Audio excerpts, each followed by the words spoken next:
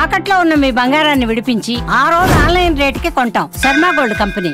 తల్లిదండ్రుల ఇష్టాలకు వ్యతిరేకంగా ప్రేమించడం, పెళ్లి చేసుకోవటం చేస్తున్న యువతీ యువకులు దారుణ హత్యలకు గురవుతున్నారు.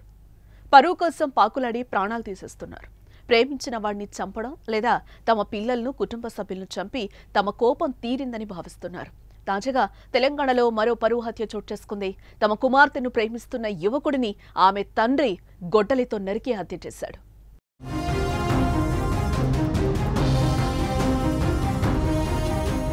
పెద్దపల్లి జిల్లా ఎలిగేడు మండల పరిధిలోని ముప్పిరితోట గ్రామానికి చెందిన పూరెళ్ల సాయి కుమార్ అనే యువకుడు అదే గ్రామానికి చెందిన యువతితో ప్రేమను కొనసాగిస్తున్నాడు. గత 2 ఏళ్లుగా వారు ప్రేమించుకుంటున్నట్టుగా సమాచారం. అయితే ఆమె తండ్రి పలుమార్లు సాయి కుమార్ ని హెచ్చరించాడు. తమ కూతురి జోలికి రావద్దంటూ వార్నింగ్ ఇచ్చాడు. కానీ వారు ప్రేమను కొనసాగించడంతో సాయి కుమార్ బర్త్డే రోజు దారుణంగా గొడ్డలితో నరికి చంపాడు. గురువారం రాత్రి హత్య జరిగింది. మృతుడి కుటుంబ సభ్యుల ఫిర్యాదు మేరకు ముప్పిరితోట గ్రామానికి చేరుకున్న పోలీసులు పరిస్థితిని సమీక్షిస్తున్నారు. అక్కడ ఎలాంటి గొడవలు జరగకుండా ముందస్తుగా భారీ బందోబస్తు అయితే ఏర్పాటు చేశారు. ఈ మేరకు కేసు నమోదు చేసుకుని నిందితుడి ఆచూకీ కోసం తీవ్రంగా గాలిస్తున్నారు పోలీసులు.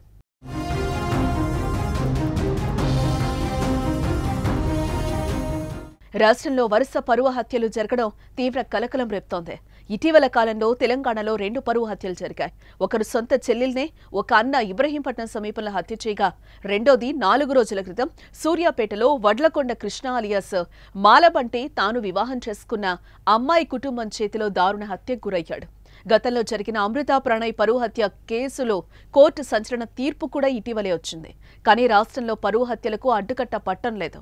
క్షణికావేశంలో జరిగిపోతున్న హత్యలతో కుటుంబాలు రోడ్డున పడిపోతున్నాయి.